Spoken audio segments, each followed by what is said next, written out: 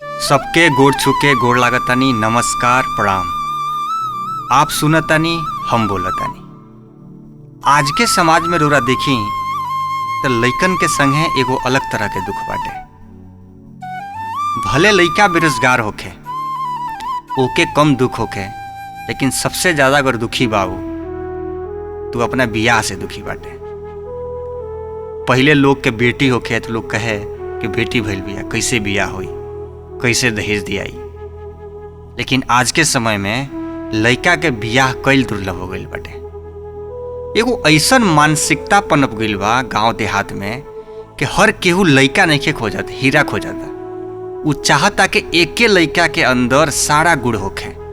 लइका के सरकारी नौकरी होखे, सरकारी ना नौकरी होखे तब प्राइवेट नौकरी नीमन होखे, माई बाप के एगो लइका होखे, गांव में जमीन जायदाद होखे, सास ससुर बढ़िया होखे।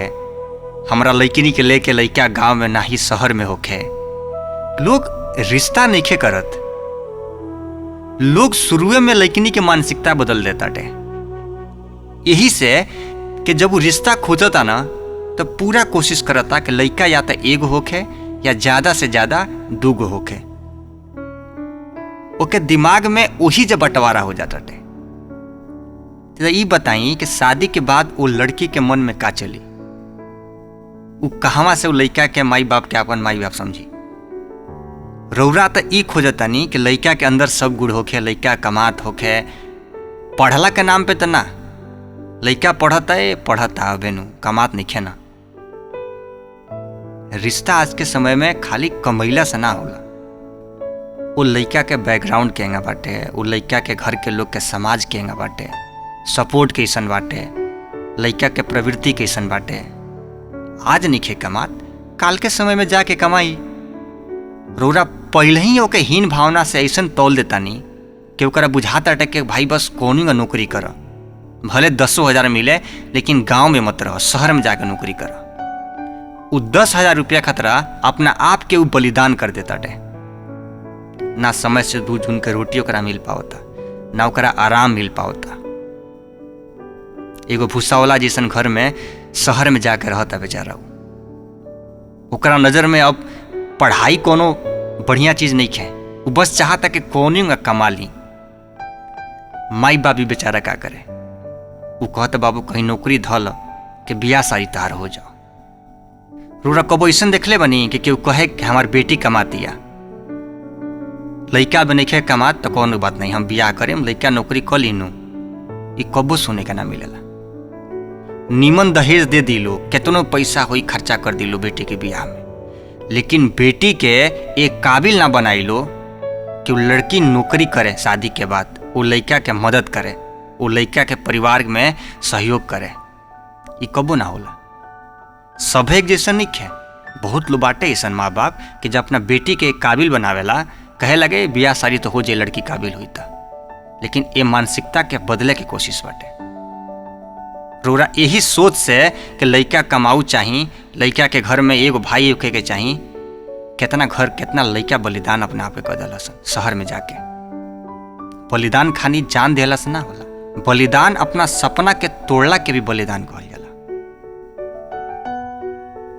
रोरा अगर अपना बेटी के शुरुए से वो लायक बनैती ना, अच्छा से पढ़ैती, ओके कोनो टेक्निकल ज्ञान सिखैती। रोरा लोग के नजर में तो खाली लड़की के BA करा दो, MA करा दो, ब्यूटी पार्लर करा दो, लड़किनी के आजकल BEd करा दो प्राइवेट नौकरी से, बस खाली सर्टिफिकेट का तरह बाटे। वो लड़किनी एक काबिल नहीं है कि बियाह के बाद अगर लड़का चाहे भी ना तो ओके नौकरी करा सके। रोरा सबके खाली सगरी गुड़ लइकन में चाहिए। ये महाराज समाज के बदली जा, उहो केहू के लइका बाटे। रिश्ता एक दूसरा के जोड़ला के होला, रिश्ता एक दूसरा के तोड़ला से ना होला। रिश्ता एक खतरा ना होला कि लइका अपन बलिदान दे के, अपना जीवन के बलिदान दे के, अपना सपना के बलिदान दे के वो रिश्ता निभावे। वो फिर रिश्ता चल ना पावेला। वो लइका के झूठ बोले के पड़ेला, हम 30,000 35,000 कमानी, भले वो 10,000 कमात होके का करो। और उम्मीद इतना बढ़न बाटे कि रोरा 10 लाख दहेज दे दे, लेकिन 10 लाख लगा के लइकिनी के काबिल ना बनाए कि शादी के बाद वो लइका के सहयोग दे सके। हो सकता हमारा बात से हर केहू सहमत ना होके, हम सबके बात नहीं करत, लेकिन आज हमारा मन में ये मुद्दा उठल, ये टॉपिक उठल। हम महसूस कैनी है कि एगो लड़का हो के कि हमने के अपना खतरा जिंदगी नहीं खींचा जियत, हमने के दूसरा के हिसाब से जिंदगी जियत नहीं जा। शादी कईल एगो यूपीएससी के एग्जाम से भी बढ़न हो गई बाटे। ऐसा तो बाढ़ ना के रोरा लैकनी खतरा कहीं ऊपर से राजा नीचे आई। यही धरती पे लैका बाड़ा सन, रोरो औलाद बाटे, रोरो औलाद के कोई रिश्ता लेके आई तो दूसरा के दुख समझी जा जेंगा अपन दुख रोरा समझता नहीं। हम तो ये कहें कि समाज में रोरा लैका लैकनी के काबिल बनाई, दहेज के चक्कर में मत पड़ी जा रोरा सब। ओकर अगर नसीब में होई ना तो लाखों कमा ली।